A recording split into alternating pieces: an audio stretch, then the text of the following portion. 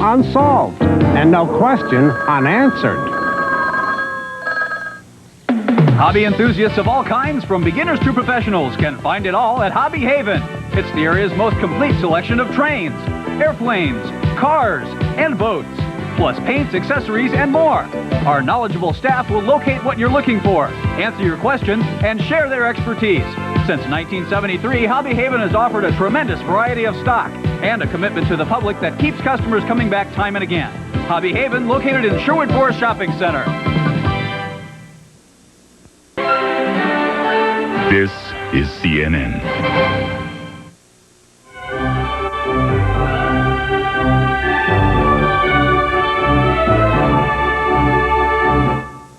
Like one big roller coaster ride. Just forever. I kept saying stop, stop, and it didn't stop. My pool was just going up like waves. It's great to be alive.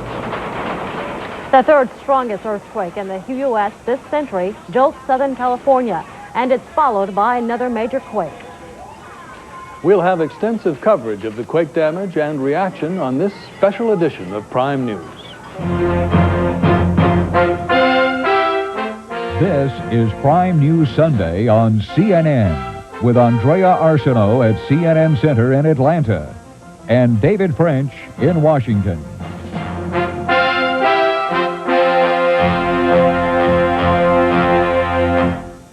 Thanks for joining us. A state of emergency exists in 2 Southern California counties. Residents are being urged to stay off the highways, and some are being warned to boil their water, which might be contaminated, all because of 2 strong earthquakes today and the possibility of another one. The first shook the ground about 100 miles east of Los Angeles early today. It measured 7.4 on the Richter scale. The strength was enough to rip highways apart, collapse homes and businesses, derail a train, and to trigger fires. The first quake was the strongest in California in 40 years. It could be felt from the Mexican border to as far north as Washington to points east in Las Vegas, Phoenix, Salt Lake City, and Denver. The second quake, at 6.5 on the Richter scale, came about 3 hours after the first.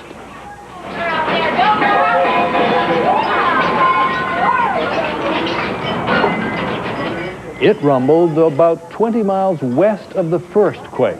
Seismologists warn that there is a 50% chance that another strong earthquake will strike Southern California today, especially because the quakes were on different faults. The first tremor was centered in Yucca Valley, near Joshua Tree, about 20 miles north of Palm Springs. The second its center came about 25 miles west of Palm Springs, near Big Bear Lake. About 250 people were injured in the hardest hit areas of Yucca Valley, Joshua Tree, and Landers. A 3.5-year-old boy from Yucca Valley was killed by bricks from a collapsing chimney. His is the only reported death. Well, one resident of Yucca Valley says today's quake was one of the scariest experiences she ever had. The town is just 6 miles south of the first quake's epicenter. CNN's Greg Lamont has been there for some time now, surveying the damage and speaking with residents. Greg, what's the latest? Well, I can tell you that the fear has not subsided, and that has been aided by the fact that we have had dozens upon dozens of aftershocks, some of them fairly strong.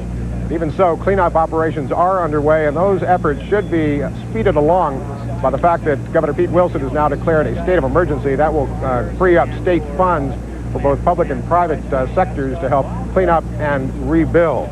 All told, more than 150 people were injured in the 2 quakes, and presumably some of the aftershocks. Mostly, they suffered from cuts, bruises, and broken bones. Here locally, 90 people were seen at the local hospital. 12 were admitted.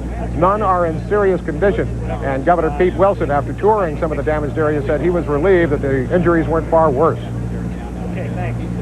So my reactions are relief, gladness that no one was injured by the falling of this ceiling or the one at Vaughn's, and concern that people take adequate precautions and that we need to see what it is that we can do to prevent damage in the future. It appears that those of us who have chosen to live in California are going to have to live with earthquakes. Well, the quakes were felt in a huge area. As many as 5 states. In Southern California, as many as 500,000 people lost power for a time being. And the quakes that I've felt in the past lasted anywhere from 5 to 10 seconds. These lasted anywhere from 30 to 45 seconds, and at some point in time, you begin to wonder if this was the big one. Well, in this case, it wasn't, but I can guarantee you the quakes were big enough. The first massive quake, the strongest in Southern California in 40 years, struck just before 5 a.m. and was felt in 3 states.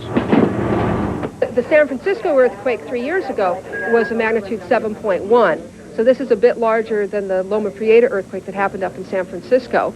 I think we're fortunate it happened out in the desert and without a heavy concentration of population. Its epicenter was 6 miles north of Yucca Valley. Store windows shattered. An entire wall of a bowling alley collapsed. Roadways buckled, and some homes were heavily damaged, forcing dozens of people into makeshift shelters. All my things are destroyed. All my personal possessions, they're gone, they're broke. All we have to be thankful for is our lives. There's no way to explain it. About as close as I get is, it's like the tanks out here in the bombing range. You know, whenever those bombs hit, it really rattles your house, but it was scary. Dozens of others were forced to the local hospital. Lots of emergency room visits and some serious lacerations and heart irregularities. The older people, they have heart problems anyways. They fall easily. While most of the injuries were minor, a 3.5-year-old boy was killed when a chimney collapsed and crushed him. Earthquake number 2 occurred 3 hours later and was caught on tape by CNN.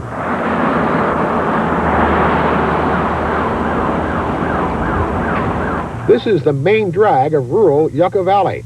The quake lasted about as long as the first, approximately 30 seconds, and left residents in the area with shattered nerves.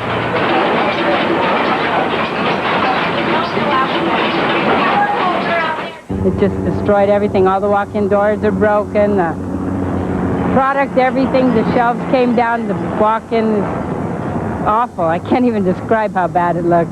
It's really a total disaster.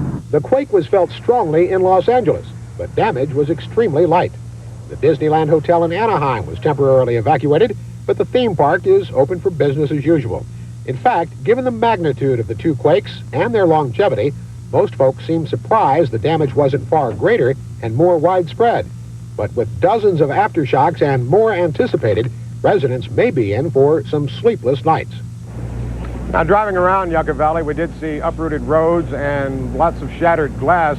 But really here at this bowling alley is the worst damage that we've seen throughout this area. This wall completely collapsed and part of the roof went down as well. But generally, given the magnitude and the length of these 2 quakes, it really is surprising that the damage and injuries weren't far greater. Andrea? Greg, are there any estimates on damage at this time?